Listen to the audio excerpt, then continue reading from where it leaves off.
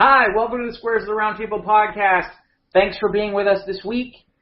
Another fun-filled, wacky episode. I swear we won't talk about sex robots the way they just did. But with me today are my compadres who are going to make sure that we don't go too far this week. The one and only Mike Boyle. Hey, Jeff. How you doing? I'm fine. I think I was doing my Howard Stern impression last week. And also with us, the one, the only, the man from Logan Square, Ivan Rivera. Hey, Jivin Ivan here. How we all doing tonight, boys? I'm doing okay. Could be, in fairness, Ivan, it could be daytime when people are listening to this. All right, then. How we all doing, boys? I think we're okay. You know, these beginning things, we're going to have to figure out this beginning thing a little bit better. It's easy. Just say hello. Well, that's part of the charm, though. That's part of the charm. Yeah. The entry. Sometimes I'm really convinced we should just be talking and Mike should just record and figure out where the end point is. That's where we start the show. And then he goes, hey, guess what? We've been recording. And we go, oh, hey, welcome to the Squares of the Roundtable podcast. It kind of catches with our trousers down. Yeah, well, wouldn't be the first time or the last time. Well, but that's how we've always done it, by the seat of our pants, though. Yeah, that's how it is. Yeah. Wow. All right, so, gentlemen, since we totally... We need to apologize to Mike, because apparently we never got to, hey, Mike, what did you do last week? Oh, yeah. So we're going to start off with Mike today. So, yeah. Mike, what did you do this week? I didn't do nothing. No, I'm just kidding. But there we go. All right, good. We got that out of the way. Next. No, I'm just kidding. I did a few things. Well, last Thursday was the Fathom event screening of the 1986 Transformers the movie, and I had my buds with me and had a great time. The movie theater was more than half full, and that's great for any Fathom events event. I know that's getting a lot of traction. Fathom Events has been doing some really cool stuff lately, so that was cool. And afterward, when when the post-credit scene, they had an acoustic set from Stan Bush, who did 2 songs from the movie, The Touch and Dare, and did a little bit. I think some of that footage might have been from like one of the DVDs or something. So that was cool. And then Thursday night, I proceeded to get a cold, and that sucked. So Friday was no good to anybody, but that's too bad. But I watched Solo again because I got the DVD, and it was good. It was just like you have a nice meal, and you're okay. You're ready to get on with your day. It was good.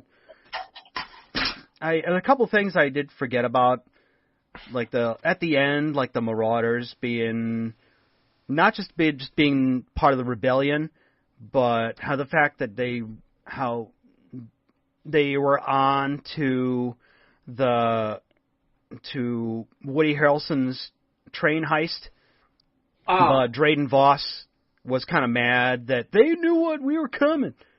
And then they knew about the whole Kessel thing.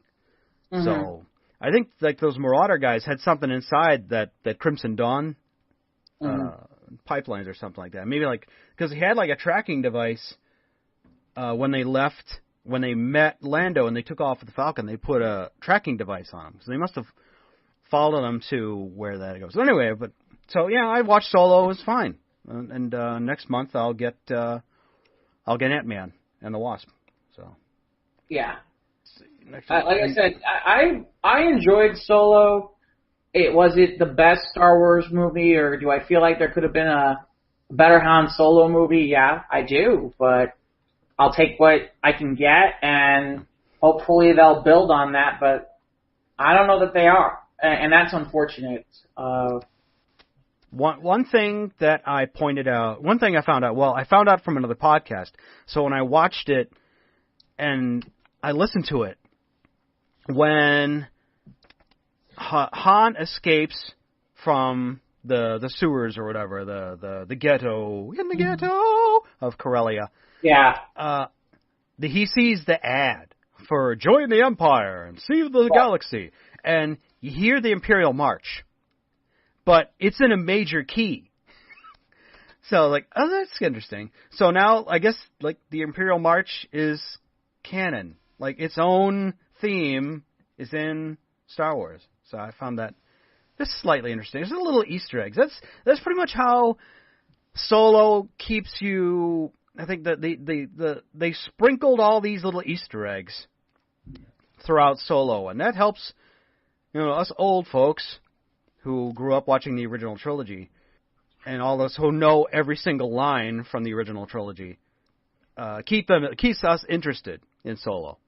I think the most interesting thing to be about Solo is I had a real, based on things I've read, seen, in terms of role-playing games material, in terms of what I've seen in comic books, in terms of what I've seen in novels, that is not how I pictured Corellia to look. I just didn't. I expected it to be on par with Coruscant, and instead, it looks nothing like that. It looks like Coruscant's like redheaded stepchild of their mother's father's fifth cousin. Yeah, well, in fairness, we only saw one city, which is all we really needed to see. Yeah, well, but that's kind of my point. Is it's like I was under the impression, and it's funny. I asked other friends of mine who are kind of a Star Wars geeky type people. I'm like, is it just me, or were you surprised by what it looked like? And everybody I talked to was like, yeah, I didn't think it was going to look like that. I thought it was going to look nicer than that. So. Okay, yeah, solid 7 out of 10. As usual, that's probably what I gave it last time. I had our game night Sunday. It was a D&D board game, one of the rarer ones, I guess, from like 2011. I guess they had done this one was The Legends of Drizzt, I guess, D-R-I-Z-Z-T, not Code Drizzle, not Snoop Dogg in it at all. I guess there's other ones that were really, these are out of print, and some of them are really rare, like the Ravenloft ones. But this one had this particular board game didn't have any magic users. I'm like, that's weird. So I don't always play that. And then we played Star Realms. So it's like a deck building game. And I'll get into this maybe later in the show, but I'm done with collectible card games. Like all my Transformers fan pages on Facebook, and they're like, "Hey, did you find out there's a new Transformers card game out there?" I'm like, "Nope, not for me. It's a collectible card game, a la Magic the Gathering. So there's going to be rare cards, and there's going to be tournament play." And I'm like, "Nope. I learned my lesson with that. I just prefer deck building games, it's all in one box, and everyone has at least an equal chance. Yeah. Because with tournament play, you can get this rare convention exclusive that's worth $120 on eBay or whatever, and it'll help you win every time. That's not cool. Pay to win. It's dumb. So anyway, I had a good weekend though. It was nice. Like I said, I got a little cold, but I'm over it now. So yay. So that's good. So yeah, I had a nice weekend. That's good. All right. Sounds like a plan. Well, we'll definitely talk a little bit more about the camping thing, because I saw what you were playing, and I had questions about it, but we'll get more into in a little bit. All right. Mr. Javan Ivan Rivera, where were you out and about this past week? Well, I was doing a service on behalf of Mather Life Ways. The CEO came in the week previous on a Friday and caught my my disc jockey gig that I do on Mathers every first, second, and third Friday, which I volunteer. The Mathers Lifeway situation, is made up of several cafes in the Chicagoland area, and we cater to the 50-plus community with our cafes, where we serve breakfast and lunch, and in some of our places, dinner. We do entertainment. We help people with getting their bus cards and helping them with their taxes, and we have workout rooms. We have computers that are available to people who want to use them. We do a number of programs, and one of those programs is Jive and Ivan's Musical Fridays, which I'm there from noon till 3:30. Mm-hmm. And so it was on one of these days that the CEO of Mathers came in and sat in on my set while having lunch. And she was so entertained by what I did, she asked if I could come to her home in Evanston to perform in her house for a number of different CEOs from different Mather Lifeway upper management. And needless to say, Julie and I had a wonderful time. It was nice playing inside this wonderful, elegant home with a roaring fireplace right there in front of us, and everything being ornate and filled with wonderful artistry. And we were asked to play jazz because that was the set I played. So I did an all jazz set, and then later on segue into Motown. So it was quite a musical span from one genre to the next, but we managed to do it in the 2-hour frame that we had being there. And needless to say, the hors d'oeuvres were extraordinary. Mini quiches, mushrooms with vinaigrette sauce, portobello mushrooms, and shrimp about the size of a silver dollar. These things were huge. And everything was really, really good. It was enjoyed by everyone. So we had a great time there on Friday. Saturday was down at the Royal Palms, where if you come to the Royal Palms, which is 1750 North Milwaukee Avenue, it's 10 lanes of shuffleboard with a beautiful full-service bar at the end of the shuffleboard lanes, tables where you can sit and gather with your friends, and then a second-floor deck which also has its own bar.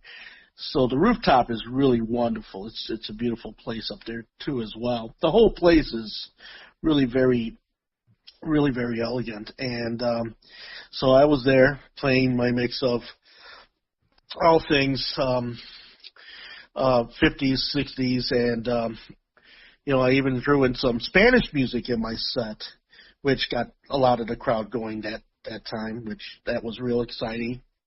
And I had a number of people come up and ask, for information as to how they could get a hold of me for other future events, which is really nice. Definitely have to work on getting business cards in order. I know I've been talking about that for a while, but I definitely have to get on that. You didn't have business cards. You didn't have business cards?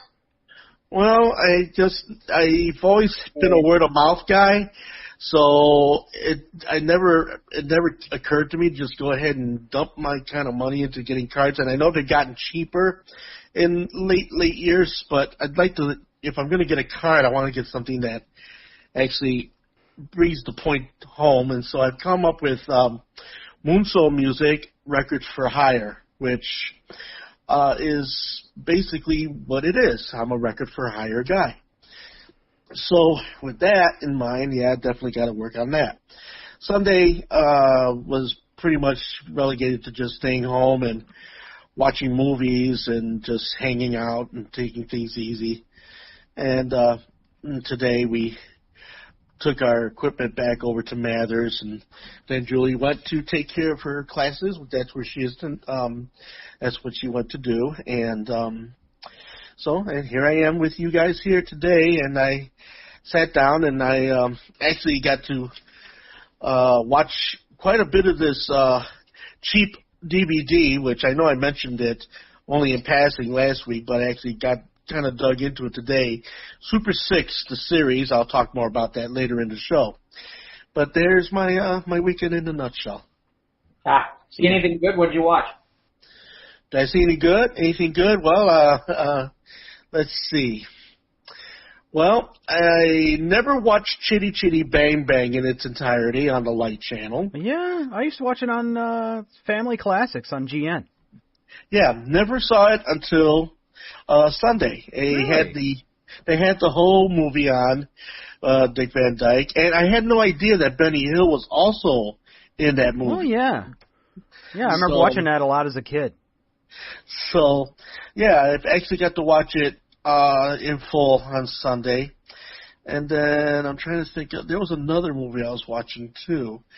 Can't think of it off the top of my head. I guess I didn't impress upon me if I can't remember it right now. But that got my attention. And I rewatched Walk the Line with Joaquin Phoenix. Yeah. Joaquin. Not Joaquin. It's Joaquin. Joaquin, okay. Well, well, what do you want? I mean, that just happens. But yeah, Joaquin Phoenix and Reese Witherspoon, who's very nice on the eyes, by the way.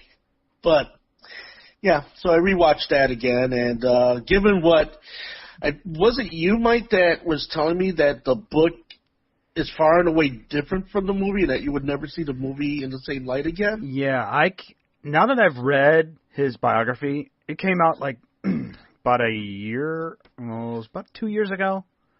I read it, and yeah, it makes Walk the Line unwatchable because initially the band didn't care for June at all, and the only brief time in Johnny Cash's professional career where he was sober was when he did his TV show. I mean, he cleaned up, but when he did Live at Folsom, and then when his career took off, he did San Quentin, and then he did he had his variety show. Yeah. And then when his son was born, but like when his son was in his toddler years, that's when he got back on the drugs, and he fell back in hard in the 80s. But that's the only time, really, that he was ever really totally sober. Wow. But, yeah, the whole thing about... And that just really kicks Vivian to the curb, this movie. Really sheds her in a bad light. I mean, he loved his wife. I mean, he had 3 girls with his wife. But, I mean, they just portrayed her as just this horrible monster in the movie. Well, they portrayed her as this insensitive, I don't care about your career. I just want a normal life, and you promised me this, and you need to deliver. Yeah, but most times, obviously, it was not like that. But she was the one who encouraged Johnny to leave Sun and go to Columbia. Not just because of the money, but it was obviously to advance his career more. Well, yeah, because Sun was never going to get the big numbers that Columbia. But Johnny was so loyal to Sam for giving him his break. Right. But she was the one who ultimately convinced him that he has to leave Sun in order to better his career. True. And but the movie just portrays... I mean, it was a great love story, and that's the only thing I can hold it at. And then music was good, obviously. Yeah. But it's one of those soundtrack albums now. It was like, in retrospect, maybe they should not have had Joaquin sing Johnny's songs. No, they should. It would have been better had they had used Johnny Cash's, just have him lip sync Johnny Cash. Not saying Joaquin did a bad job, but it just really takes you out of the film. Well, it's because you're what it's just like with Jerry Lee Lewis. It becomes you're watching a story about a singer, and then you're watching an actor trying to portray a guy who sings. Yeah. See, so there's a difference there. But in fairness, maybe it's just me where it's like, okay, it's a movie. You have to suspend some belief in what you're seeing and understand. I mean, right, and maybe it might seem like Joaquin is just lip syncing the Johnny Cash songs. Right. Well, and in fairness, I see where you guys are coming with it. At the same time, would I be happier with him lip syncing versus him and Reese Witherspoon legitimately singing? I think it was kind of a good thing that the two of them actually sang. Yeah. Now, is it perfect? No, it's not perfect. Well, and it's never going to be because, he's not Johnny Cash and, she's not June Carter. But they did do a relatively good job with what they had to work with. Oh, yeah. They did a good job. Well, and, Mike, what you're proving to me is an important point, which is just don't read the book anymore. Well, but then... No, you're just going to let that fall flat and not let me have that joke. I see how you guys are going to be today. I understand. Be that way. A podcast ain't easy for a boy named Sue. Yeah. Yeah. For boy names too. Or Jeff. But yeah, I mean, I know. I mean, had we not read the book and known all the facts, well then, yeah. But then there are times when you watch the movie and then you read the book and you get all the facts. I mean, it goes back to the whole situation, and of course, you know the famous dialogue I have on the Hollywood treatment of musicians and people in the movies. So it just becomes even a more poignant point once you read about somebody's biography, and then when you watch the movie, you're kind of like, well, that's not in there. It was good, but just not a perfect movie in through the lens of knowing all there was about Johnny Cash's life. Right. Well, again, it was a love story. It's never going. Yeah, it's a great love story, and I think that's what they kind of rode that situation on. And as far as will there ever be a proper musical tribute to anybody? I don't know. There's one I'm interested in seeing though, and I don't know if you guys are familiar with Link Wray and the Raymen, the song Rumble. No, can't say I am. Okay, real quick. Link Wray is the father of the power chord, the man who recorded a song that was sent to, of all record labels, Cadence Records. Now, Cadence was about as squeaky clean as any record label was going to get in the 1950s. So this demo comes into the office, and Archie Blair, who was the owner of Cadence Records, pretty much dismissed this snarling guitar instrumental. That is until his daughter comes in and plays it, and then comes up to the father and says, wow, this sounds like some kind of a juvenile delinquent type fight, like some kind of rumble. And the father asked the daughter, well, do you like this record? And she said it was the coolest. So he took a gamble on this Native American by the name of Link Wray. And it sold millions of copies in 1959, a song called Rumble. And it started everything off as far as like anybody was going to do, with the guitar turned literally up to 10 and pushing the limits of guitar playing, and especially instrumental guitar playing. And Link Wray has now got his own documentary out there making the rounds, which I'm real interested in seeing. And I hope that they treat it with the care that it deserves. I mean, granted, it's basing it on a career that was based around that one song, but he had so many other songs, and he worked with so many other people, and he was one of the very few Native Americans that actually made it in the business in the way that he did. In fact, the song Rumble just recently got inducted into the Rock and Roll Hall of Fame, and they're trying to get Link Wray himself actually inducted into the Rock and Roll Hall of Fame. Okay, I just kind of cheated. I went on iTunes, and yeah, you hear that it's something you've heard, Jeff. You know it. You know this instrumental. You'd know what it is. Yes. Let me play a bit of it here. Yeah, play 20 seconds. You're good.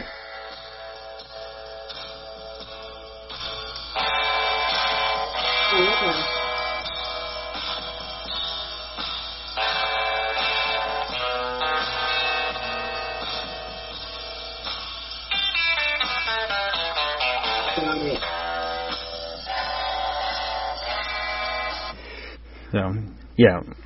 Okay, and another note, it has some Chicago roots in it. In fact, it was actually used in the opening credits of the original Spangoolie on Channel 32. Okay. For those who are not aware, that's Fox locally in Chicago. Right, but back then, being known as Field Communications... Yep, WFLD. WFLD, well, there was a show that was on at 10 o'clock, and it was called Spangoolie, with Joey Bishop was the original Spangoolie, who now his legacy has been carried on with Rich Coase, who is the son of Spanguli. But the theme song was Rumble, which was used in the original broadcast.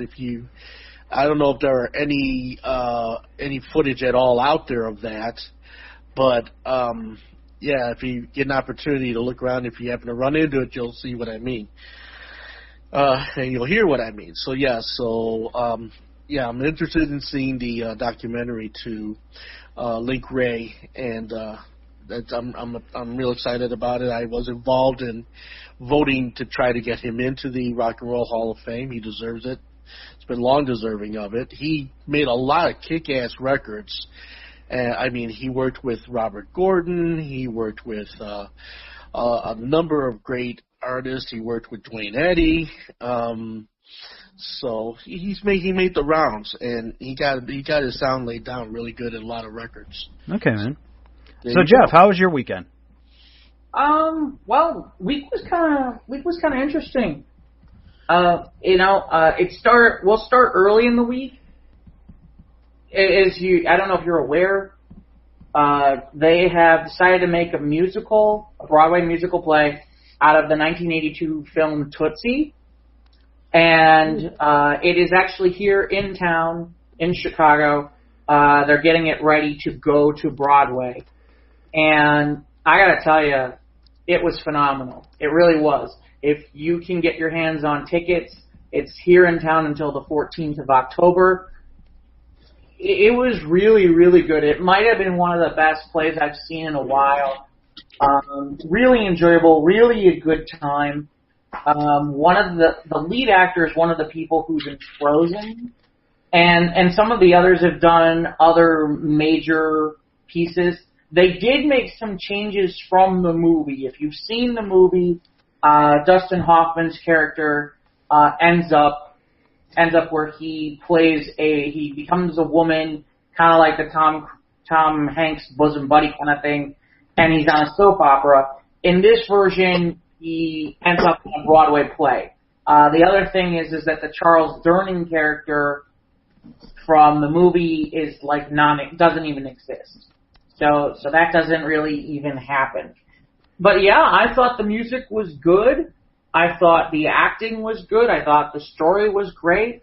I expected to go to Broadway and really, really do well, win quite a bit of awards. So if you get an opportunity to see it now before it goes, it's a high recommend from me. I really think if you get an opportunity, I saw tickets for it by the way, Ivan, just so you're aware, because I know you're in the city, I saw tickets on Hot Tix for it.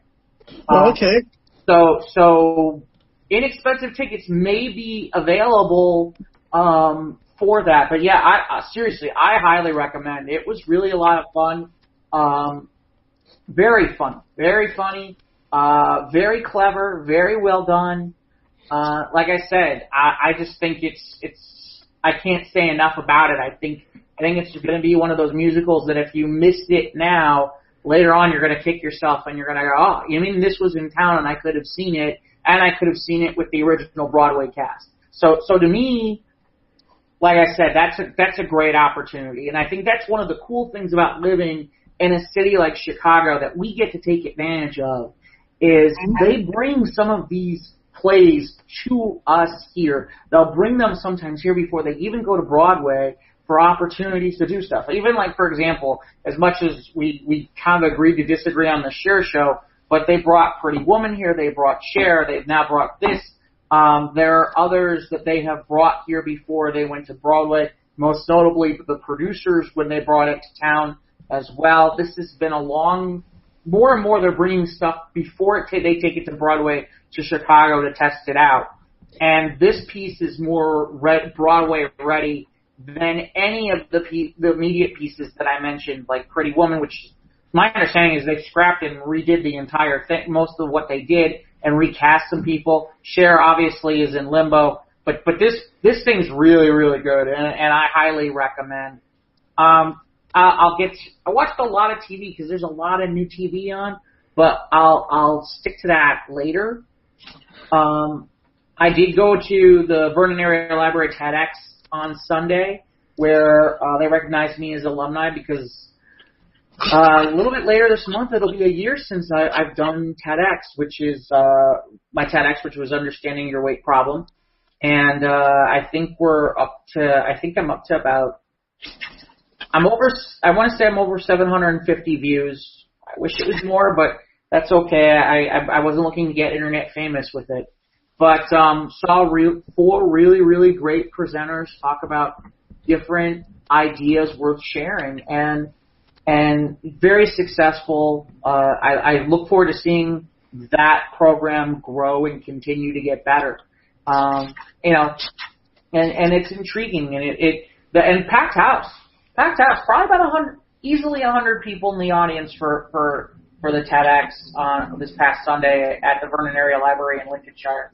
So, I mean, those are pretty much my highlights, other than could talk about some of the TV I watched, but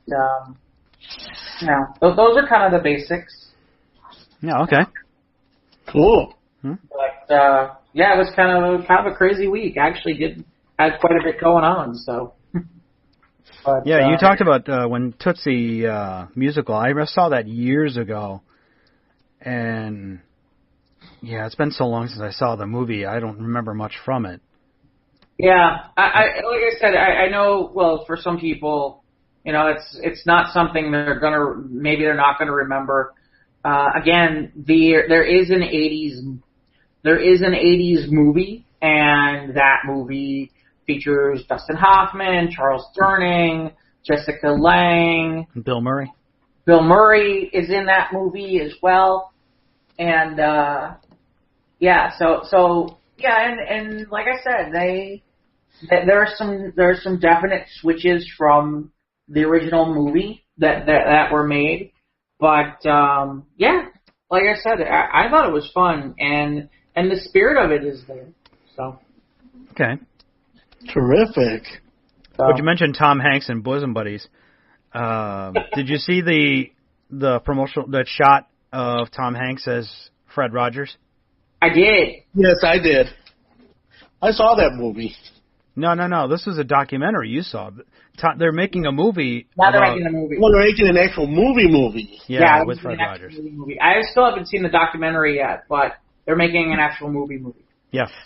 Well, take the time out to watch the documentary, because the documentary is really very well done, and it addressed so many different things, and the interviews themselves will definitely touch you deeply, and as well as his philosophy on life, and as well as just what his crusade to do with television and such. I mean, it really said a lot about what he believed in and what he did as an entertainer, an educator, and just his whole outlook on how he felt the best use of television was. Yeah. And he accomplished that and more. Oh yes, he certainly did. Tom Hanks, he's as Miss Rogers in this movie called You Are My Friend. It's funny. I did some work. The company I worked for a while back, where I did promotional products for a while, we actually worked with the Fred Rogers company for a little bit, and it's been a while since I talked to them about anything. Maybe I need to give them a ring if I still have information or who to contact over there. But yeah, I mean, they still do quite a bit. I do wonder, sometimes I wonder if why not look at reviving something similar to that. I obviously it can't be Mr. Rogers, but you get the idea. I mean, with all they have Daniel's Neighborhood now. Do they? Which is an animated show that kind of surrounds around that whole idea of what Fred Rogers started, but it's in an animated form, so it continues to address many of the things he started. But so there is a show called Daniel's Neighborhood, but as far as like a live action show per se, I think the Wood might be ready for one. I think so. I think, although I just wonder. I do wonder if, in today's world, whether people would buy into all the Fred Rogers type stuff, like we did or generations did, who kind of watched him as kids. I just wonder, you know. I think the closest thing we've gotten to that in recent years would be Steve from Blue's Clues. Right. I was going to say that is the Blue's Clues type thing. You know, I don't know. I'm serious. I don't know if there's a part of me where I'd like to hope that just because it had the Fred Rogers Company behind it, if it was that kind of program, and that, you know, it would fly. But I just wonder in this environment if anything like that would really work. There's still hope for humanity. Yeah. Until the space aliens show up. Kang and Kodos will show up and enslave the race. Either that or, you know, well, you know, we don't know. Thanos didn't snap his fingers. You know, half of us could really be gone and we don't even know it.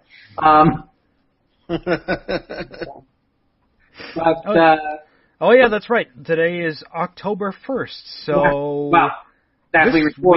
we've got Venom coming. I didn't know it was PG-13. I didn't know they downgraded it. Yeah. Well, it's interesting. There's an article out today. As we record this, it is October 1st. But there's an article out today where Tom Hardy talks about that some of the best stuff that he did got left on the cutting room floor, and it's like 30 or 40 minutes worth of movie. And I'm like, well, that can't be good, right? He's already promoting the DVD with all the extras. I guess. And then I saw something also that apparently there's going to be 2 cut scenes at the end. There's going to be 2 post-credit scenes. But I'll ask both of you, are either of you in a rush to go see this movie? No. I'll catch it on a probably next week matinee or something. It comes out Friday the 5th, and the day we're recording, it's close to coming out. But no, I'll see it, but I'm not in a hurry. Yeah. How about you, Ivan? I don't know. I'm not really in a hurry. I might even wait even longer and just wait till the DVD comes out. Okay. Yeah, really, that's one of those. You know, at first I was excited, then I saw it, and I saw the trailers, and I'm just not feeling it. It's, you know, maybe it's not, I'm not big on the horror genre to begin with anyway, but, so, yeah, I think I'm probably going to wait for a Tuesday when it's $5 at AMC, and I'll go then, and I'll probably, you know, I expect this the following Tuesday to be packed because everybody will think the same way. So maybe I might give it a Tuesday or two, but yeah, I'm not in a real hurry, and you know, I guess we'll get to it when we get to it to talk about Venom. Yeah, well, I've got a lot of movies on my plate at the end of the year, so I gotta kind of space all that out. Yeah, we should talk a little bit about that. There was an interesting switch up. It's interesting. The Dark Phoenix trailer came out. Yeah, and then an announcement that now they're pushing it back into the summer months, and they're now doing some sort of recut of Deadpool 2 for a PG-13 audience that they're going to release during the holidays. So they're going to try to clean it up for the holidays? Apparently they're doing some sort of PG-13. There's a picture from Twitter where Ryan Reynolds is in his Deadpool uniform, like doing a storytime thing with an older Fred Savage, like as if he was doing like storytime from like The Princess Bride. Right. The Columbo was. Who was the actor's name from Columbo? Peter Falk. Yeah, Peter Falk. I was like, do we have to hear the kissing part? I don't know. Okay, fine. Maybe just an extra. Because Deadpool 2 wasn't that bad as far as there was violence, but there wasn't really any sex scenes. So it was just the violence and the language was all that made it an R rating. So I think it could be probably pretty easy to downgrade it to a PG-13 viewing and dub it down, I guess. I said dub, D-U-B, not dumb it down. Yeah, it's just all very strange timing. Okay. Because, where is it?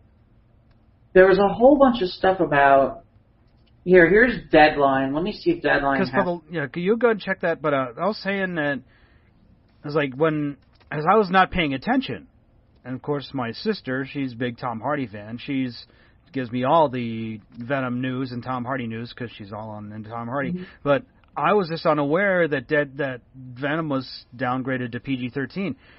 Maybe just because they just didn't see, they were looking at the tea leaves, and maybe with test screenings or whatever, they just didn't see the draw, because it's an R-rated movie. They want to get all the comic nerds. And you hear these stories of these parents taking these kids to see the first Deadpool, and it's like, no, it's an R-rated movie. Don't do that. Yeah. But because it's. I have an article here from Deadline. This is from September 28th. So here's where they're at. Apparently, Fox was supposed to release Attila, or is it Attila or Altaia, Battle Angel? I don't know. Yeah. That was like based on some anime or something. Right. Apparently they were supposed to release that in right around the holidays, and now they're going to release it in mid-February. And what they're doing is they've listed it as an untitled Deadpool movie, but my understanding is they're taking Deadpool 2 and they're going to make it into a PG-13 movie. And then here's the crazy part.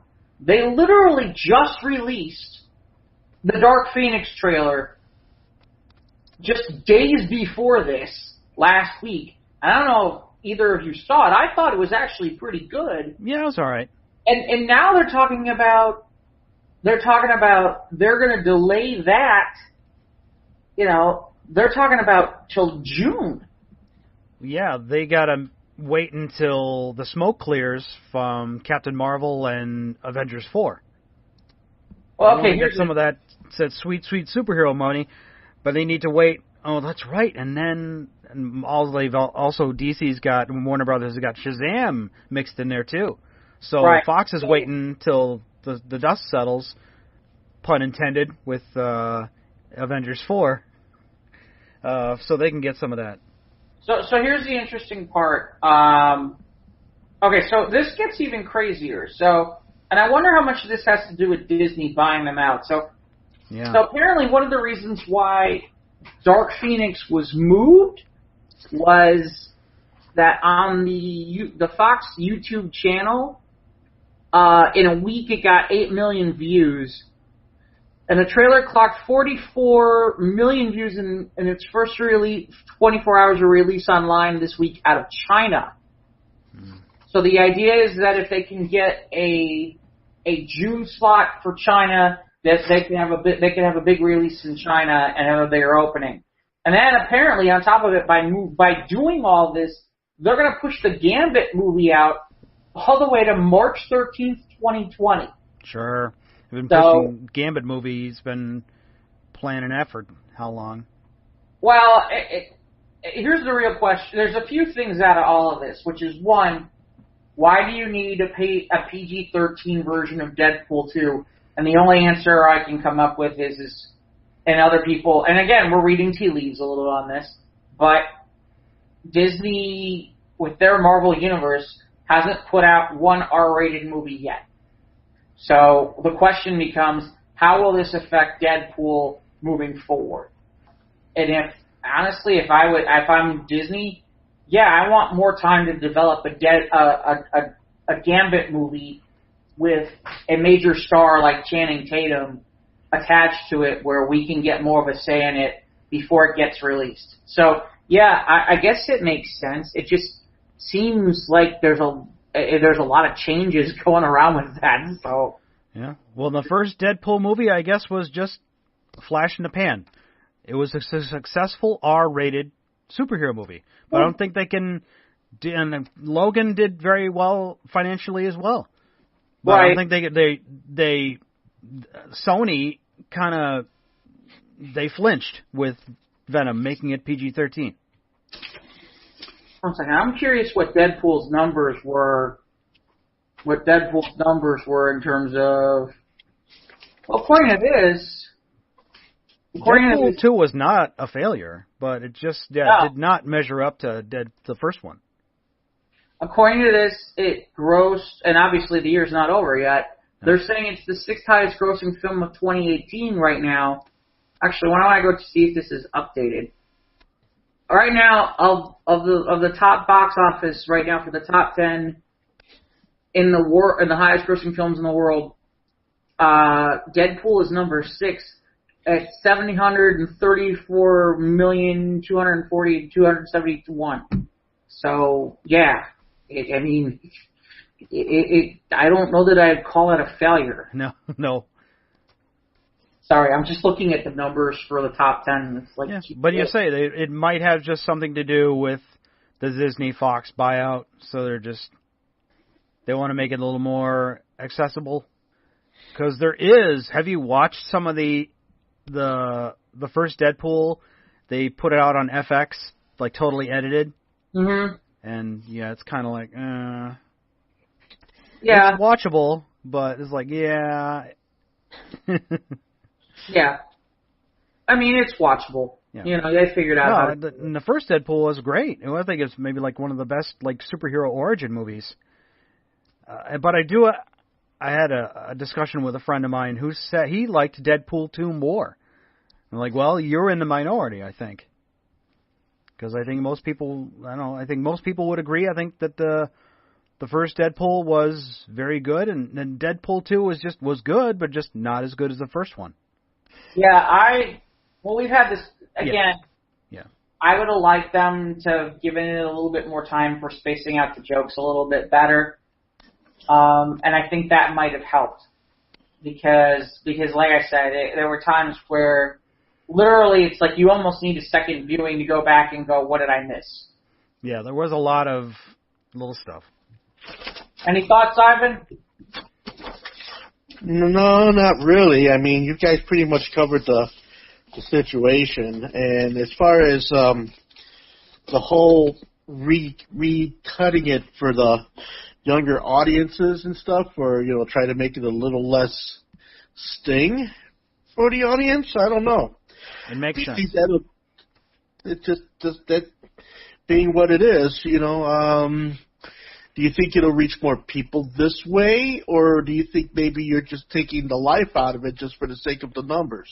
I don't know. That's a phenomenal. I don't think anybody has a real good answer for that. See, because that's just like you take a work of art and it's got nudity in it. Mm-hmm. But then you take that work of art and then you make it more palatable for the masses, for more people to see it.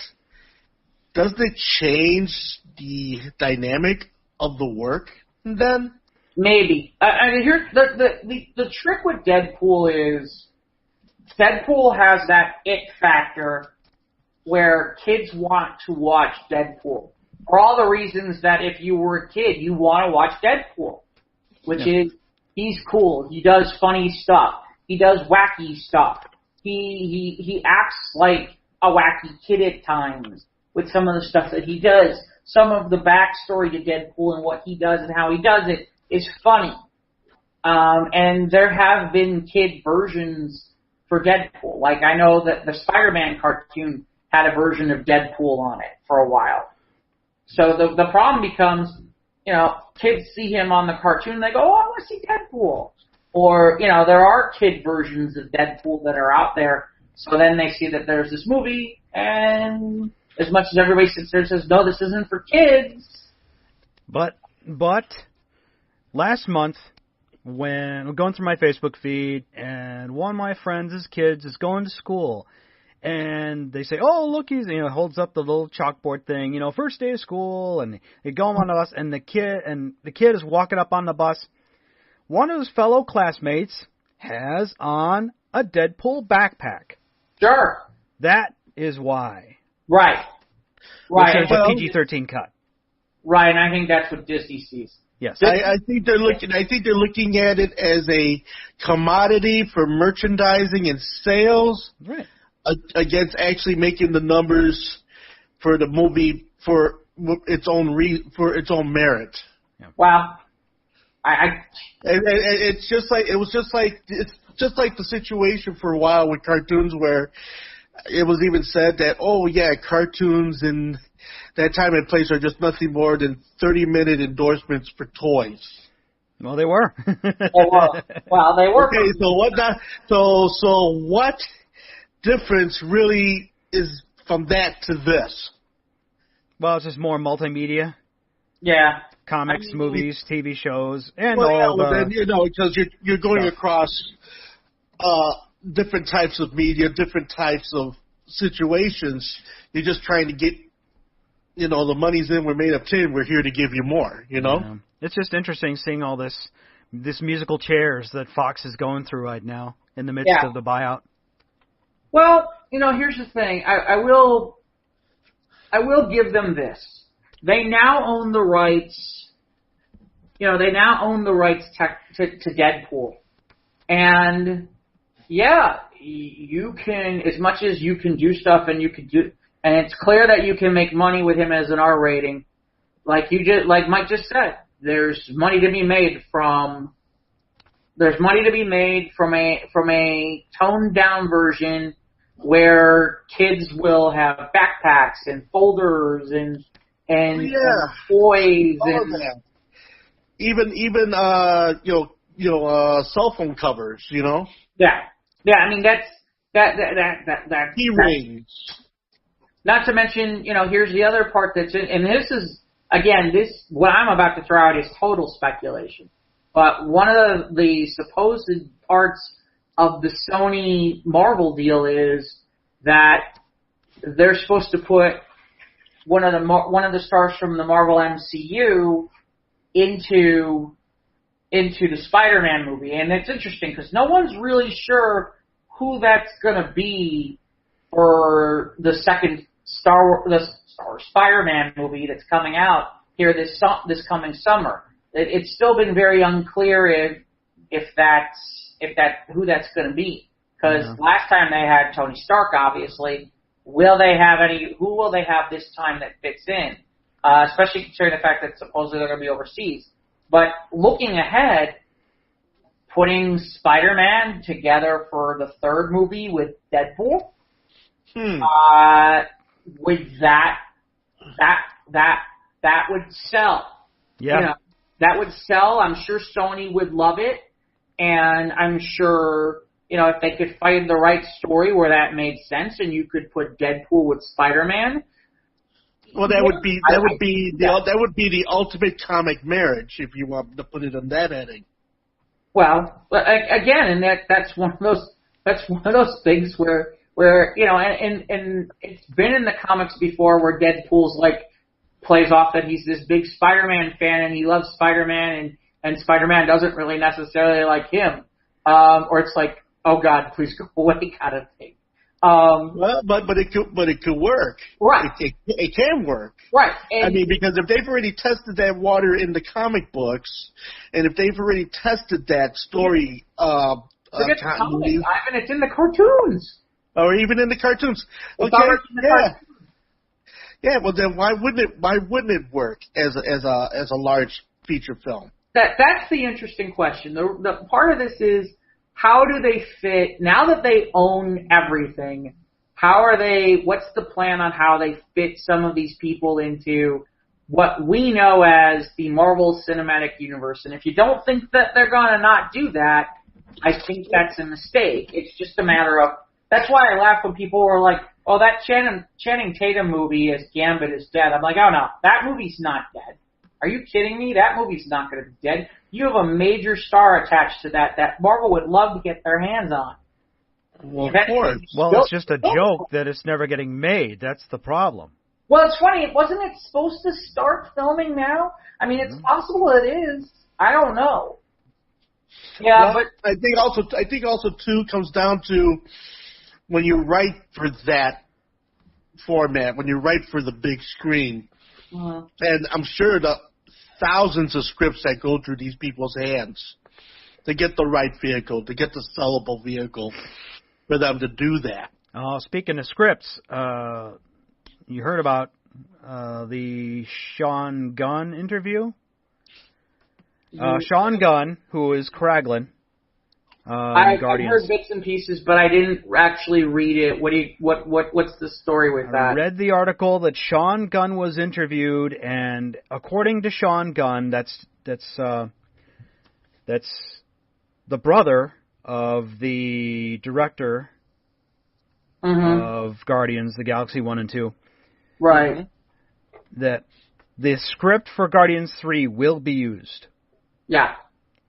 How much of it, we don't know, but obviously they're still shopping for a director. But according to Sean Gunn, they're going to use James Gunn's script for Guardians 3. And I think that would be a smart thing. They just have to wait for the dust to settle. That would be, okay, strategically, as far as story continuity, I think that's a good idea. Yeah. Okay? I mean, separate the person from the work. But the art itself, the art will speak for itself in the long run. And I think that is a good decision based upon the other two movies, which did extremely well.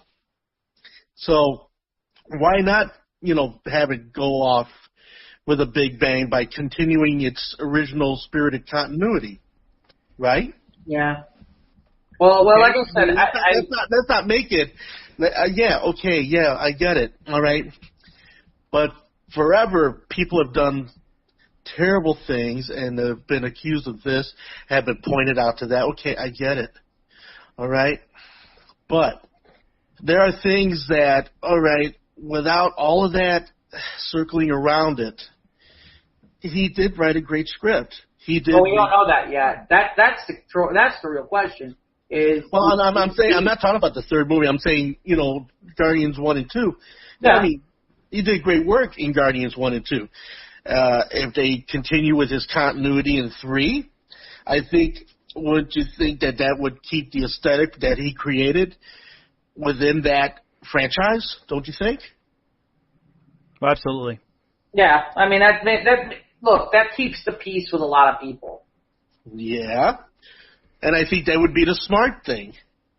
Because to sit there at this point in the game to have somebody else come in and try to cut an entirely new thing for 3? Or even just eliminate Guardians 3. It's going to upset the whole apple cart of this whole huge Marvel franchise machine, right. The big sausage factory that is the MCU. Right. I guess. I mean, I don't know. I mean, the theory is that they've talked about, they haven't announced what happens with movies much outside of, they announced obviously Spider-Man and they announced the Guardians 3 movie. Now obviously that's been put on hiatus. But really in reality, nothing else has been talked about where the MCU goes in the future. And they've been very, very quiet about it, that they don't want to talk about any of it until after the fourth Avengers movie. And that's fair, but now, and they've talked about how they got dozens of movies that they have ready, that they've been working on, and they have ideas for, and they have a plan, and they have all these movies figured out. And then, oh, by the way, just now you took over Fox. So here's the real question: you had a plan, but now you have access to characters that. You have access to characters that you didn't think you were going to have access to. How does that change your plan? Does it change your plan? Oh, definitely. It could very well do that. Yeah. It could very well do that, and I can tell you why it would very well do that. Because now this gives them an opportunity to either A, revamp the older ideas with newer characters, or just come up with an entirely new creation and development, okay? Because now you have access to all of these characters which otherwise you didn't have before. So it actually almost gives you a way to create a whole new game. Yeah. And make it a whole new way, yeah. if you will. Yeah. Well, and we, like I said, I don't want to beat a dead horse, but we've talked about this before, in the fact that congratulations, you've now gotten back. You've now gotten back 3 of the biggest Marvel villains that were out there. Okay, in that you got back Magneto, you got back Galactus, you've gotten back Doctor Doom. They're all huge MCU villains, and now you have access to those again. Not to mention other things that you can do, like, okay, congratulations. You're talking about a Guardians movie. This could be a blessing in disguise, because really, in reality, maybe now here's your opportunity to introduce the Silver Surfer. Right. Just Guardians 3, because although they were talking about Adam Warlock, so do you really want to try to introduce Adam Warlock and the Silver Surfer in the same movie? I don't know that you do, but that option's there. You have the option about finally going under the sea and going to Namor. And Namor has kind of got that good guy, bad guy thing that goes on sometimes. So, you could do the entire, okay, here's Atlantis attacks. Yeah, I think Marvel's waiting to see how Aquaman does before they introduce Namor. You think? I don't know. I think so. At this point, Marvel can do any 3rd, 4th, 5th, 7th tier Marvel character, and they can make a movie out of it. I think it'd be good. In fact, I just saw that there was an article. I didn't see the episode, but there was an episode of South Park that made fun of the fact that Cartman didn't think that Black Panther was a good movie. And he was just accused of being racist by saying so, but then eventually Token came out and said, yeah, you're right, Black Panther wasn't that good a movie and the rhinos were kind of dumb. but you're right, Marvel can do no wrong at this point. In fact, now, did you hear the story that they're going to do a side series now with Loki and another one with Wanda? Yes. Look. Here's the deal.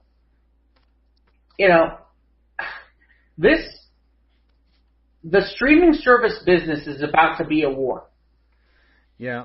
I mean, they're talking about, I just saw an article where Netflix is launching 250 brand new original programs. 250? Yeah.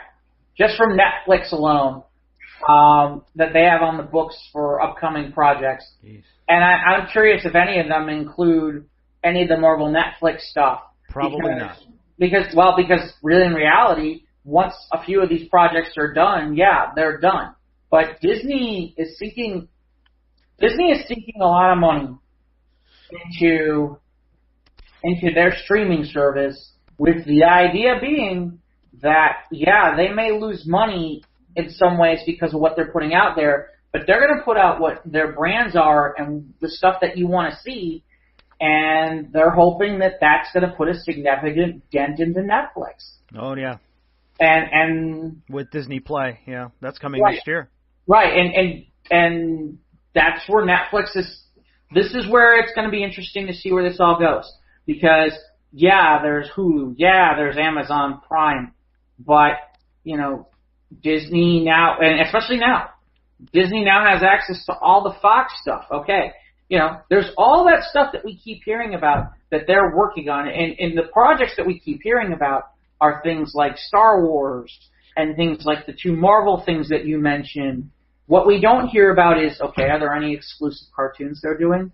How about exclusive, some of those shows, a show that's exclusive, like a Hannah Montana type show, what about certain other pieces that they own that have nothing to do with sci-fi, where you want to bring in women, to watch a show? For example, what if you brought back All My Children and amped it up and made it some amazing show and did a weekly soap with All My Children and brought that back? I don't know. Again, I'm using examples, but somebody out there is thinking about what they're using with their IP and how they're going to do it. And if anything, I kind of laugh. That's when they should use. Is really, in reality, you could still bring back you You could revamp All My Children, bring that back and make it exclusive. And you could bring back Suzumuchi tomorrow and make her like the Queen Bee kind of thing. And I think people certain people would flock to it if you did it right. Well, that would be said of any thing that's already been put out there, if updated, revamped, and then brought into the new millennium. But also, too, I think that with the combination of the huge library of media that Disney owns already, and the fact that there are going to be things that people haven't seen in decades. There are series. I mean, the Disney Channel itself has already a generation or two behind it, and all of that programming. Who wouldn't want to see, Kim Possible again? Who wouldn't want to see Gravity Falls again? Who wouldn't want to see all of the great animated movies again? Who wouldn't want to see? And then we're talking about exclusive. Now that they've got access to the Fox stuff, I wouldn't be the least bit surprised if Disney doesn't have an ace in its pocket with some of these projects that they may be doing without our knowledge of it right now. Yeah, I'm sure Disney doesn't have an ace in its pocket. They own the casino. Yeah.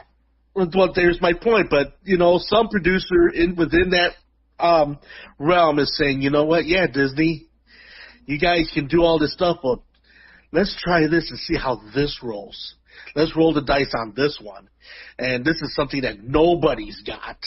Well, here's the interesting part. I should bring this back up. When we were talking about the top grossing movies of 2018, okay? Mm-hmm. What I didn't say, and I'll bring it up right now, because this should give people a clue about just how dominant Disney is right now. This is based on, this is Wikipedia. I'm assuming these are current numbers. Okay? Here's the top 10. Something called Detective Chinatown, which I'm assuming is probably a Chinese property overseas. Something called Operation Red Sea. Again, I'm assuming that's an overseas product. Mm-hmm. Okay? 8 is Ready Player One with Warner Brothers. Okay? Now, 7 is Ant-Man Wasp. 6 is Deadpool 2. Now that's Disney. So both of those are Disney. 5 is Mission Impossible Fallout, which is amazing. Good for Tom Cruise. 4 is Incredibles, Disney. 3 is Jurassic World Fallen Kingdom. 1 and 2 are Avengers, Infinity War, and Black Panther. So that's 1, 2, 3, including Black Panther, including Deadpool 2. That's 1, 2, 3, 4, 5. 5 of the top 10 is now owned by Disney. That's half the list, yep. which just brings the whole thing into focus now. How big the mouse is getting. Yeah. I mean, just on Incredibles 2, Avengers Infinity War, and Black Panther alone, by themselves, you're talking about over $3.5 billion in worldwide gross. If you add in Deadpool and Ant-Man and Wasp, and again, I'm just estimating this off the top of my head, you're looking at close to, if not over $5 billion gross. That's a lot of donuts. Yeah. Okay, and then if you serialize any of those 5 movies into a series, can you imagine what that could do? No, well, here's the interesting part. Think about this. Think about things that they have access to. Like, for example, all those Avatar movies that are getting made by James Cameron. Mm-hmm. That's all Disney now. They're talking about another Die Hard movie. That's Disney now. I mean, look what they did with Mary Poppins almost several decades after the fact. Yeah. Okay, which just right there tells you that it's a case of everything they're touching now is turning to gold, and Well, didn't it's like the line in The Lion King, you know, everything the light touches. How did A Wrinkle in Time do? I know that didn't perform as well as they wanted. No, that did not do. That's one of the ones that didn't do well. Yeah. But was that Disney? Yeah, it is, wasn't it? That was a Disney movie, but I think that was one of the few that fell through the cracks. Though. But here's the amusing part. Here's the funny part. I bet A Wrinkle in Time. Do you think A Wrinkle in Time did better or worse than Solo? And in fairness, Wrinkle in Time was just as... It made $100 million. Grossing... Oh, wow. Grossing $132 million and losing Disney $86 million. Yeah. Okay, so one of two things is going to happen here. One, Wrinkle in Time might recoup some of their losses through DVD sales. Mm-hmm. Number two, it may become a cult item, i.e. like the Black Cauldron, a few years from now. Well, I don't think Disney's playing that long game. They just wanted to use, like, they had the Oprah. It was supposed to do a lot better, I think. Yeah, I think there was a... Or do you think it would have been a case of bad timing when that movie came out because of other things around it? Maybe just yeah. Lots of other movies. I don't know. I'm not a big... You know, in fairness, it was funny. Everybody's like, "Oh, Wrinkle in Time." I was like, I didn't even remember it. It seemed like the George Clooney movie Tomorrowland didn't do very well either. It seemed like kind of that same kind of fantasy genre. Mm-hmm. Maybe just too out there. It didn't have a superhero in it, so Mom didn't take little Junior to see it. Maybe, I don't know. Yeah.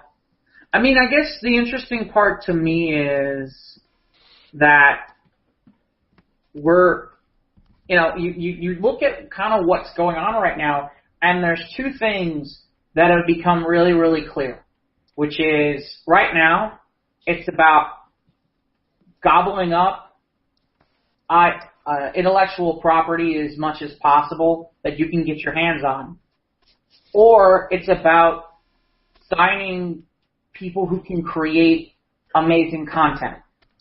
And we're seeing a little bit of both now.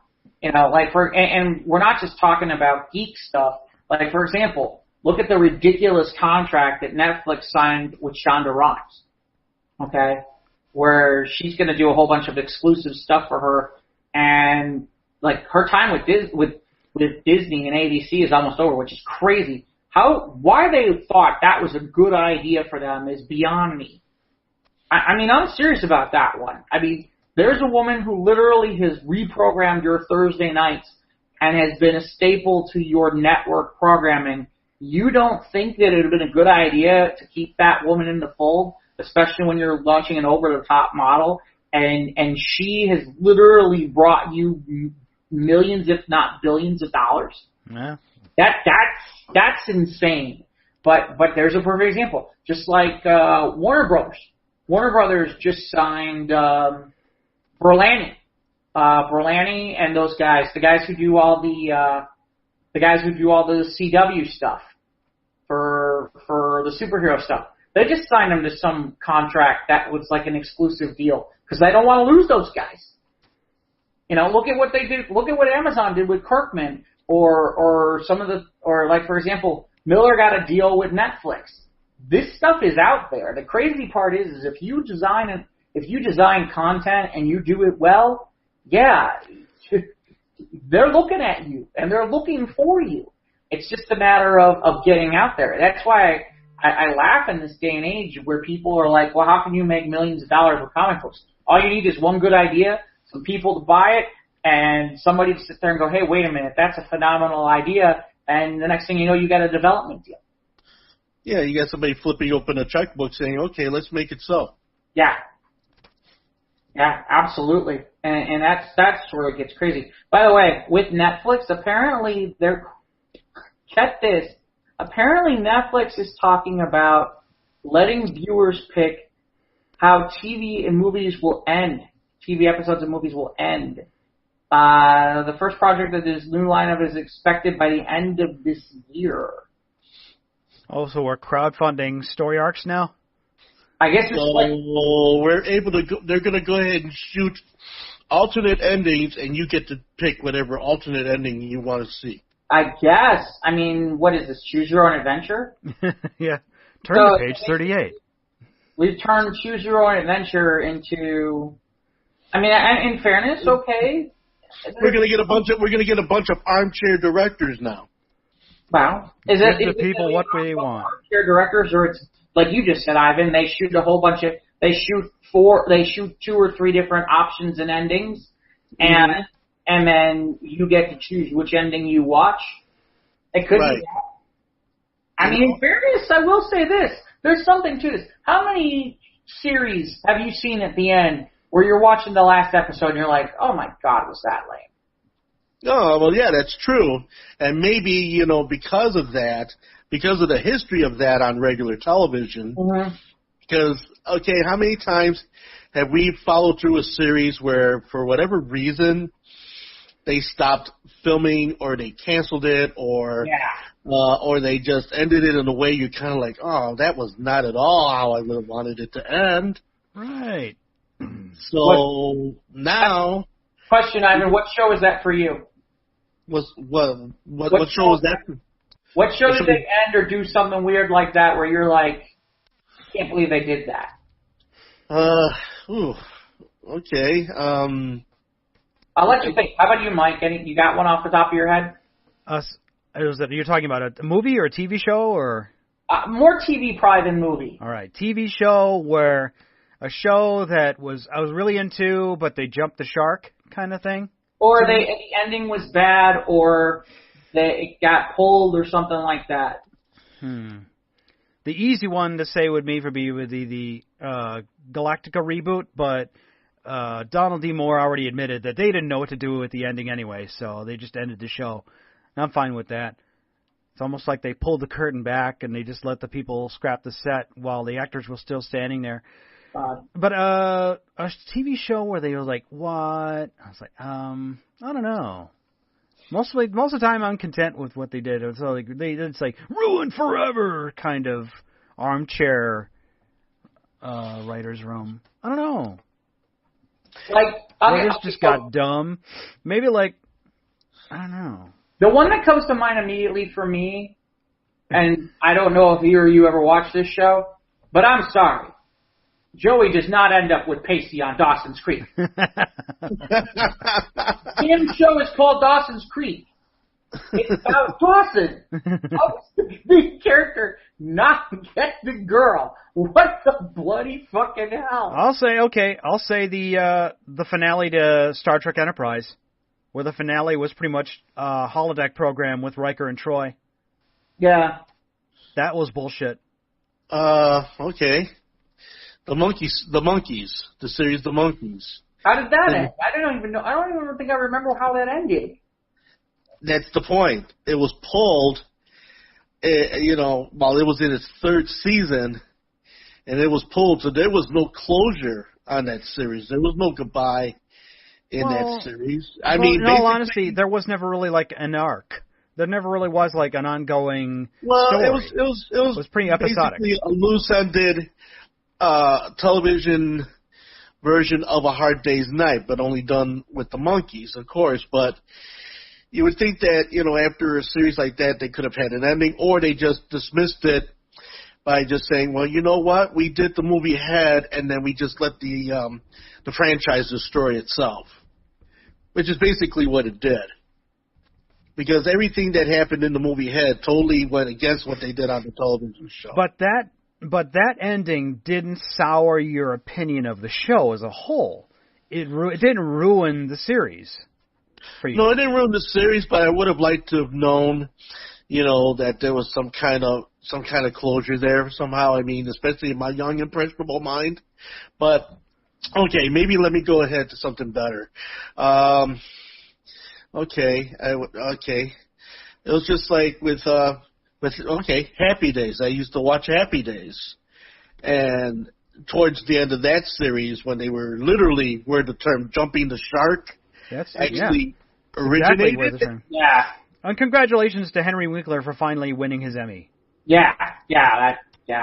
You would think after all these years, right? I mean, he was great in Arrested Development, you know, as the sleazy lawyer that he played in that series. I thought he was great in that. Yeah. Have you guys ever seen Arrested Development? I still haven't gotten around to that. You know what show, though? I think you talked about that, Ivan. Yeah, I haven't talked about it. You didn't care for the ending of that. You know what show? Another show, and it's funny because some people love it, this ending. Other people are like, what the hell? The ending of The Sopranos. Yeah, that's a good example. What happens, and they just, it's like, and they fade to black, and you're like... No, they cut to black. Right, they cut to black, and everybody's like, did we miss it? What the hell? I think it's one of those cases where they left it up to you to make the conclusion. No, I'm pretty sure Tony took a bullet to the head, and that was it. I hate when they do that, though. I'll tell you what show. It's funny. I never watched the show. I watched the finale, and I'm telling you right now, I'm so glad I never invested time in it. Lost. Yeah. Oh my God, that was horrible. That ending was so bad. I'm like, I am never going back to watch this show ever again. I was like, you know, maybe I'll go back and I'll watch this show and because, you know, I'll have seen the ending and I'll understand certain things. And I'm like, oh no, I will never spend that kind of time. No, I don't think so.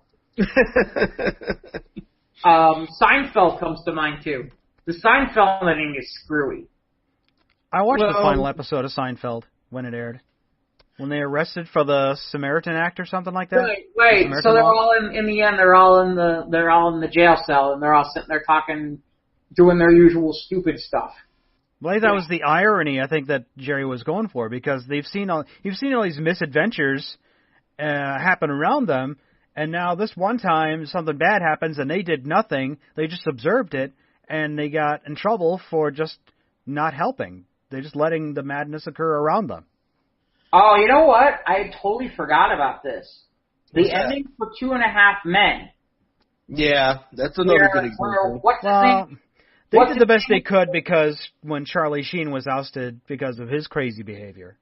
Well, because of what they did at the end, where in theory they talked about they were going to bring him back, and they didn't, and then they dropped the piano on somebody who was looking like Charlie Sheen, and then Chuck Lorre, the guy who creates it, turns around and says, winning. That's like, what the? That was a slap in the face to Sheen.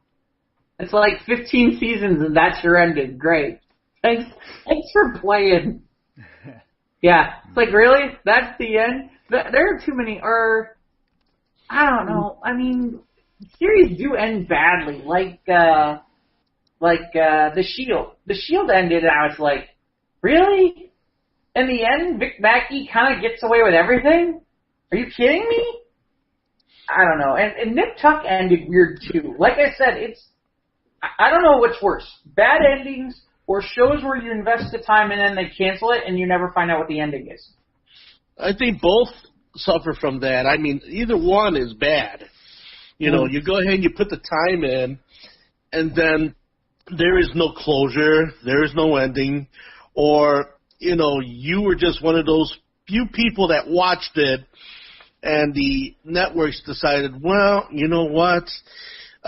We're playing to the crickets. Why are we doing this? Yeah, but there's other instances too where the show is given enough a heads up where they're we're not going to be renewed for season 4 or whatever, and so the season 3 finale is kind of like they quick tie things up as fast as they can, and it looks really, really rushed and doesn't look very. It looks pretty shoddy. It's a train wreck.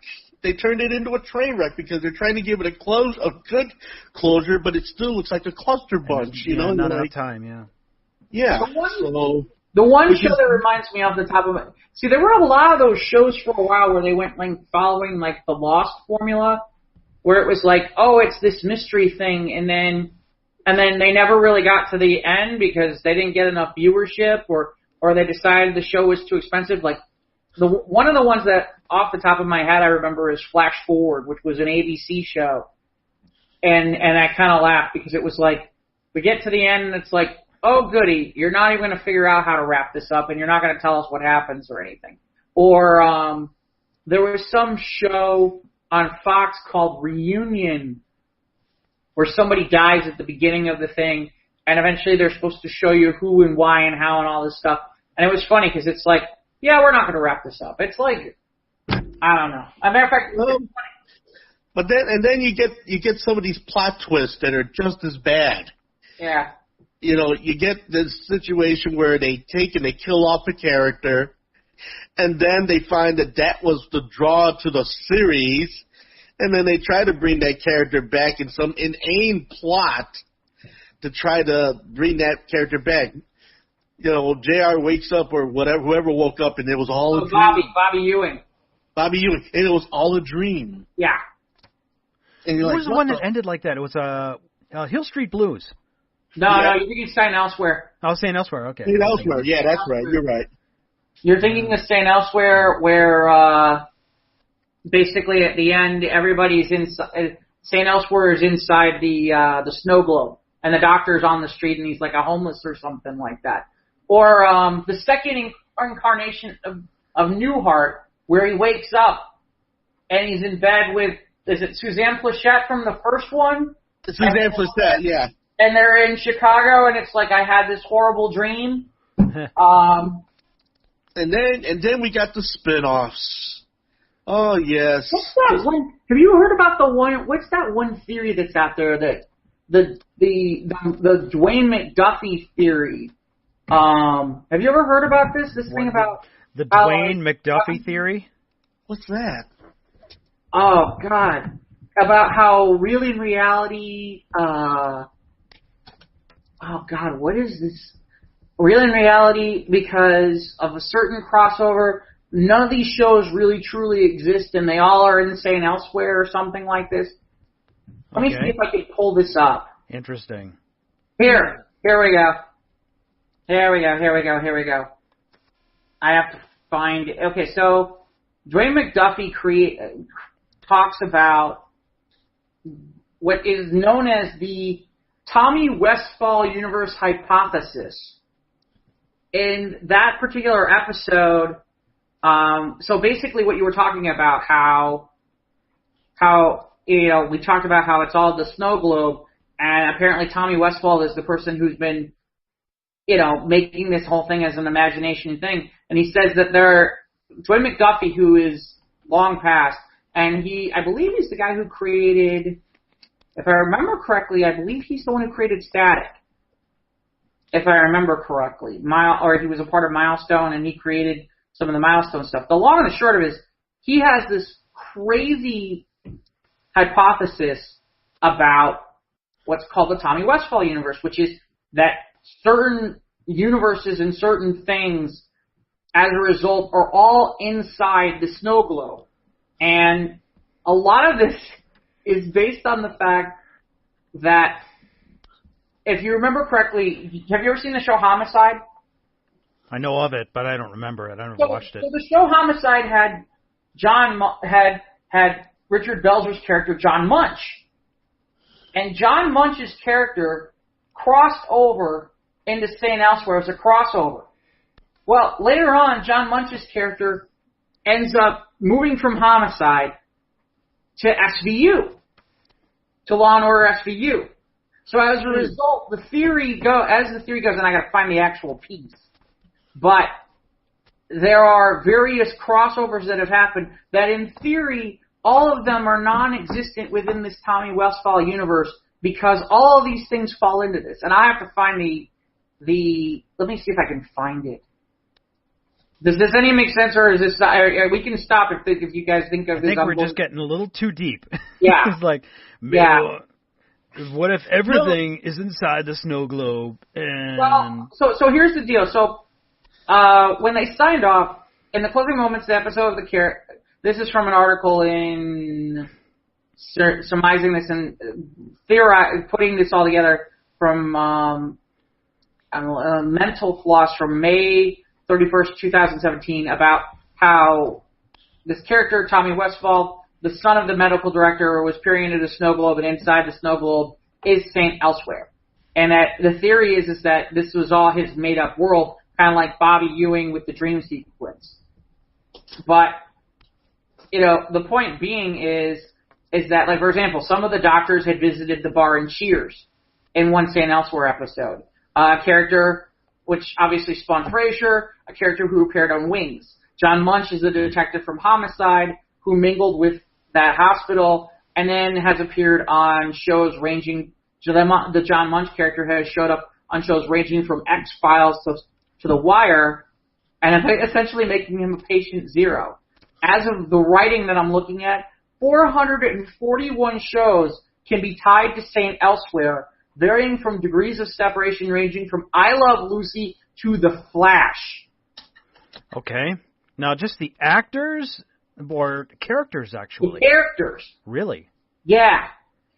Yeah. So you're saying that the characters that are in this globe, characters who have been on St. Elsewhere, have been integrated into 441 other shows. The point is because those characters, because of the fact that there were 441 other shows that at some point have had contact having to do with St. Elsewhere, the theory is all of them are not real. They're all inside this Tommy Westfall universe.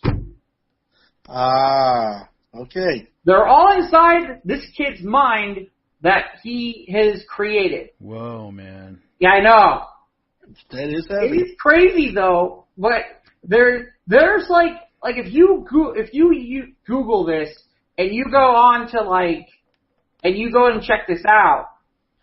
Here, I think I might have found the actual real article.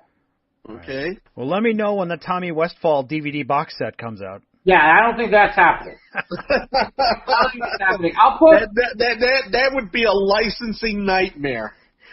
Well, it is, I mean, like I said, I'll post the original article, but if you want to check it out, as a matter of fact, here, they're mentioning, I mean, he takes this even further. He takes it to Picket Fences, Ally McBeal, The Practice, Boston Public, Mad About You, Seinfeld, The Dick Van Dyke Show. Wow. I mean...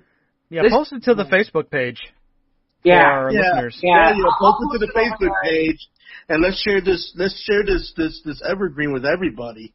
Oh, it's been out there for a while. I mean, people... Well, we're just going to take and centralize it in our universe now, in our snow globe.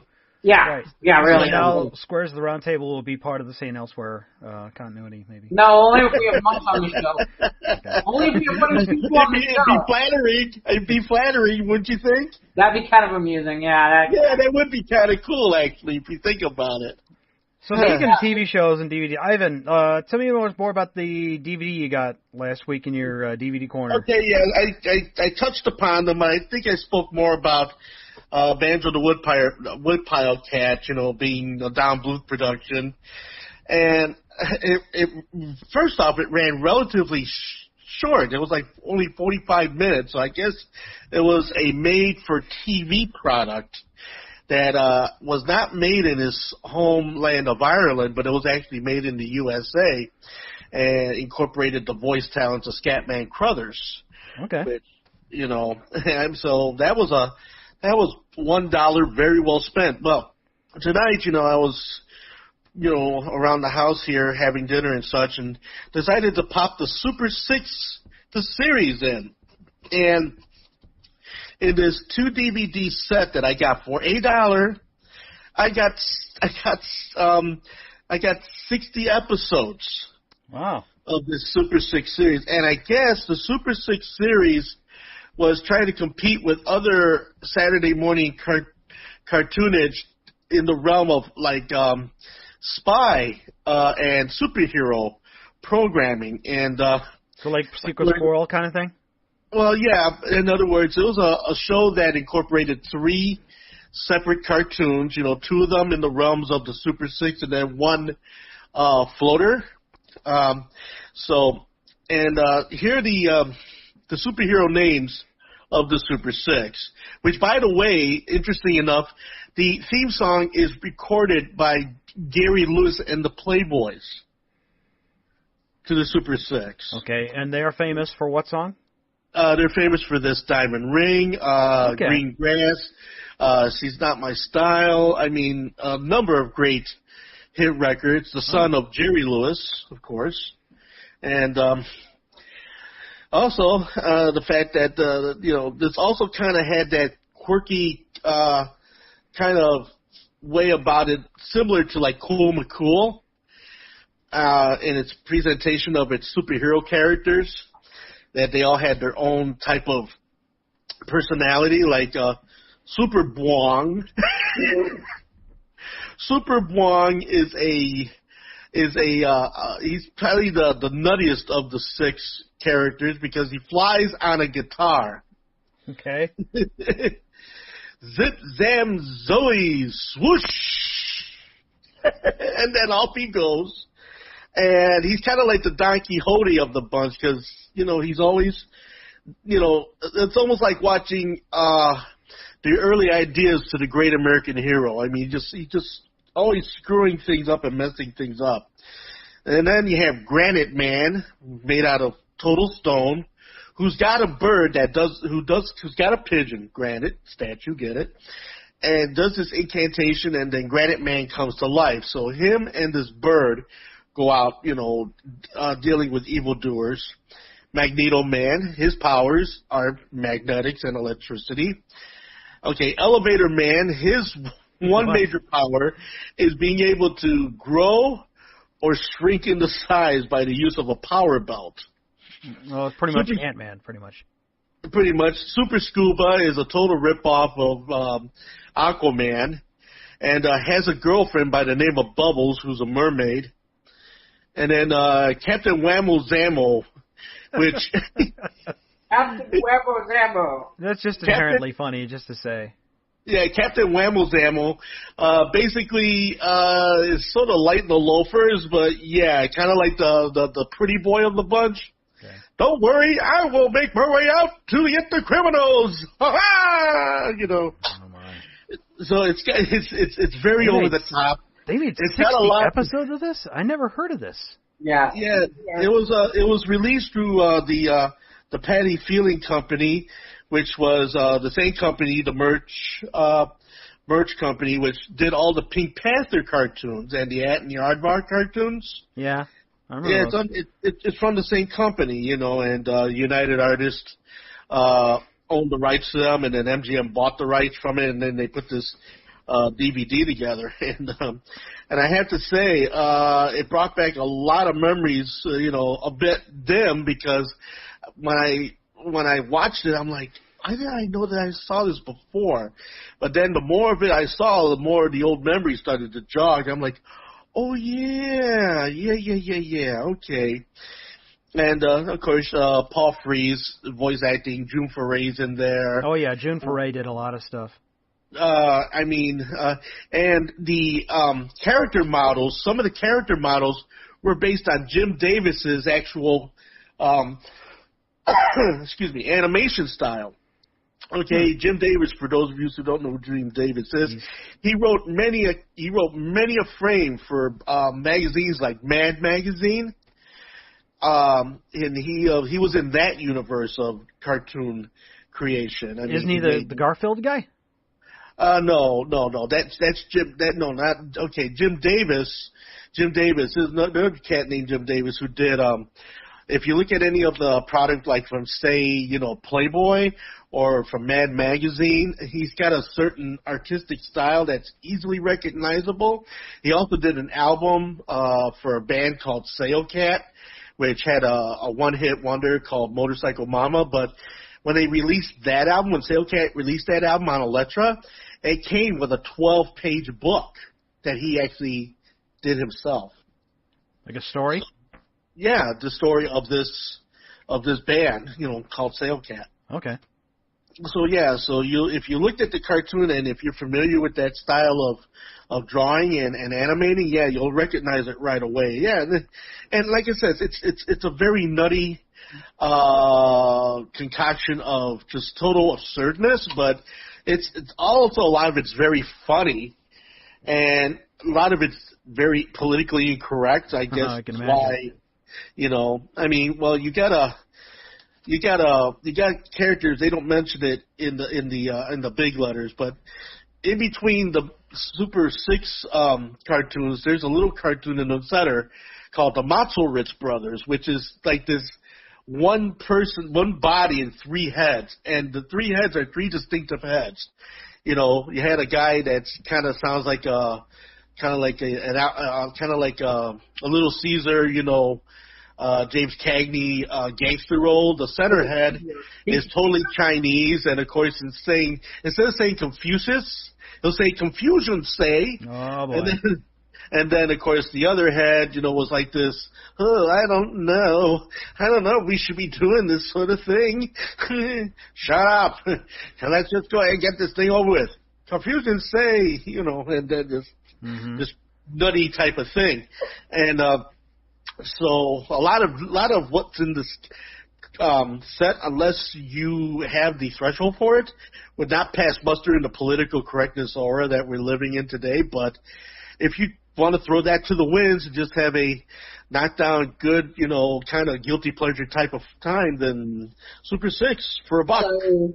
Guilty pleasure. Hello. Yeah, it is a guilty pleasure, believe it or not. 60 episodes, $1. That's Super can't 6 beat that. series. Yeah, well, it was worth the price of admission. I'll tell you that. At least for me, So Okay, that's cool. But I'm nutty like that, Yeah, with regards to the other cartoon DVD you got last day of the time, I'm going to send you a link to a YouTube video about the history of Fox Animation Studio and Don Bluth. I mean, he made a lot of spectacular failures, but a lot of them were really good.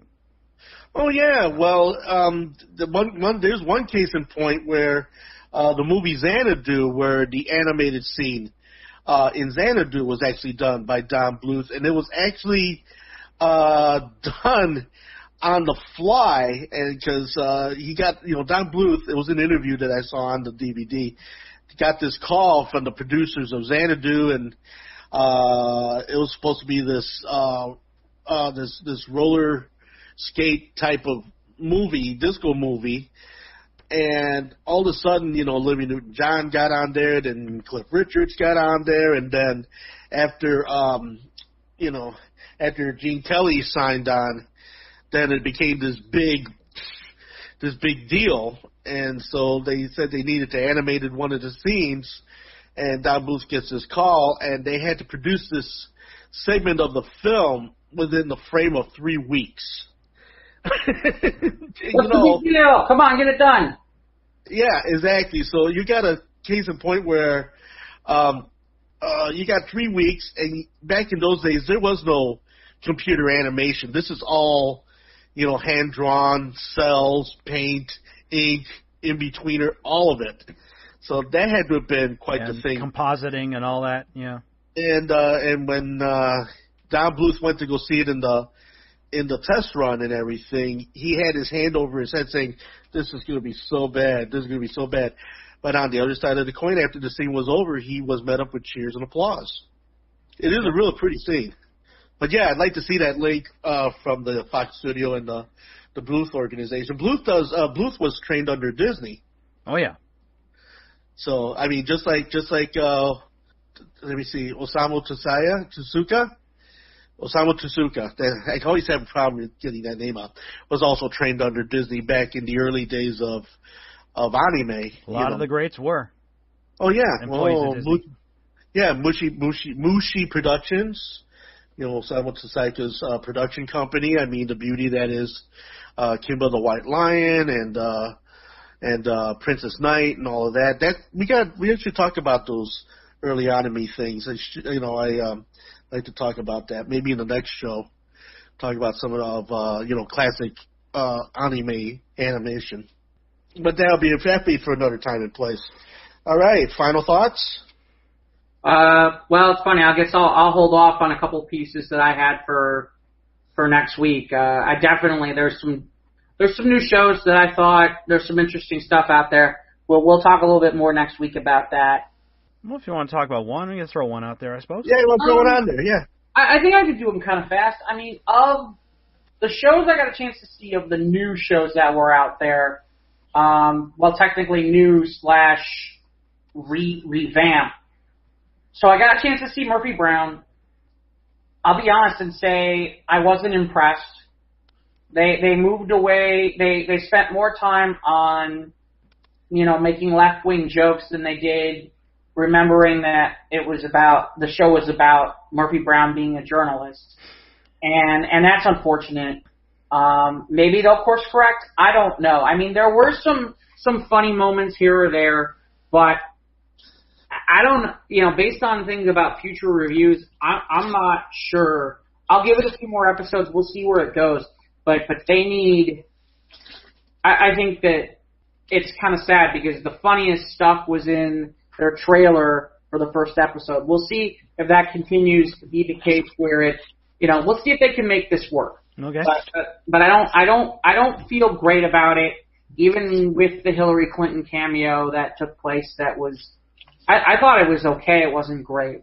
Of the new shows that are out there, I got a chance. It's funny. I'm talking about shows. We were talking about shows that you want. That's like, that sounds interesting, but I have this feeling that it's going to end, and I'm not going to see what happens in the end. Manifest falls into that. It's the show about where a plane takes off and it ends up landing 5 years later. Oh yeah, I saw the trailer for that. It's like, okay, it looks interesting, I guess. I don't know. It's got some interesting aspects to it. It definitely has some mystery aspects to it and some science fiction parts to it. My biggest concern with a show like that is if you're not getting enough buy-in from the audience and you're not getting enough audience, guess what? It doesn't matter because we're never going to find out what the ending is and what the heck's going on. And so that to me is part of the problem with a show like that. New Amsterdam, I felt it was forced. It certainly has. It's about a guy who comes in and is a doctor, and you might have seen the trailer where he fires a whole bunch of staff, and it's going to be a nicer, better hospital kind of thing. And there's some aspects of that with the character that he has his own personal demons and battles. But again, to me, felt forced. And we'll see. I don't know what the numbers were on it. The two shows that I saw that I felt were worthwhile to see, and obviously they don't fall into the usual genres of what we talk about. A Million Little Things, to me, reminds me a lot of This Is Us, except with a lot more mystery to it and with some real question marks to it, and it'll have some darker aspects to it. I like some of the actors involved, and the production levels are good, and it didn't feel forced like some of the other shows did. The other show that I thought was really good, guys, from James I believe it's Berlanti's doing this show too, but it's a show for CBS. It's called God Friended Me. And the only thing I fear about this show is it's on Sunday nights, so I have this feeling that people are going to get frustrated because, like, for example, I put my DVR on and I forgot to add 30 minutes to it, and I missed the last. Oh yeah, football. I missed the first sections of it, so really I had to go back and watch the entire thing off of On Demand. That was frustrating last year with when the Orville aired. They had an episode that aired on Sunday night, and I set the DVR, and of course the game ran late, and so I missed like 20 minutes of it. And like, ah. Yeah. So. But I thought God Friended Me is interesting, where apparently there's this one guy who's doing a podcast, and he doesn't believe in God, and God friends him on Facebook, and everything seems to intertwine, and he's trying to figure out who it is, but obviously we assume it's God. It's not George Burns? I'm sorry? It's not George Burns? I don't think it's George Burns. That's not interesting, but I don't think it is. But like I said, of the shows that I saw, A Million Little Things was good. Again, like I said, I thought I thought God Friended Me was good.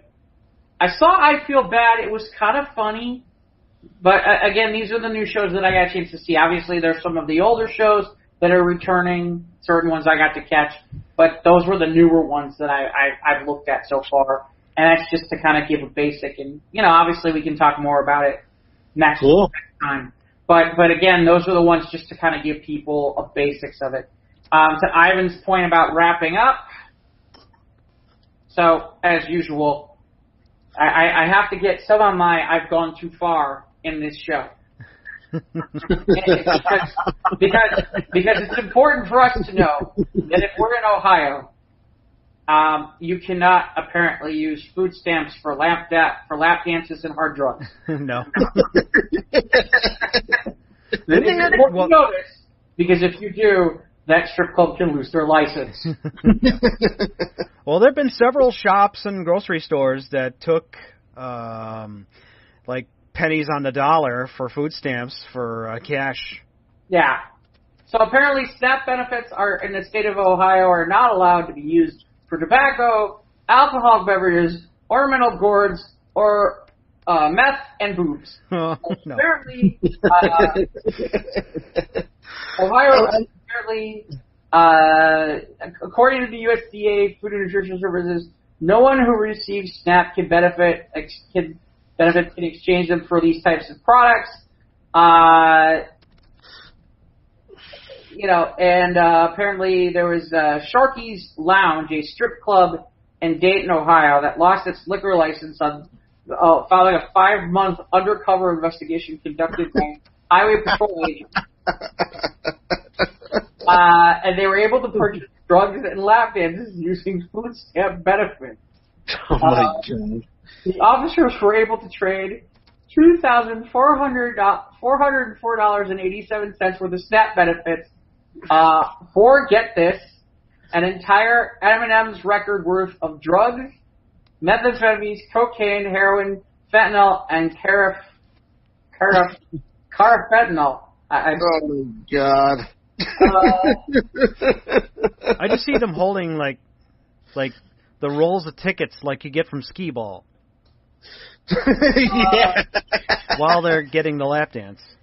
Let's see. The bus apparently comes almost a year after the Harem, another Dayton strip club, was temporarily closed for similar violations. The Highway Patrol indicted 11 people on an assortment of charges, including illegal sexual activity and illegal use of SNAP, or Special Nutrition Program for Women, Infants, Children benefits. Oh my gosh. Apparently they were stripped of their liquor license too. So apparently it's important for you to know you cannot use SNAP in Ohio, like in a SNAP like that. Well, we'll talk about this next week, but I have a story for you about a record label that was run on food stamps. Okay. Make a note for next week. Tease. That right there is the tease right there. Oh, man.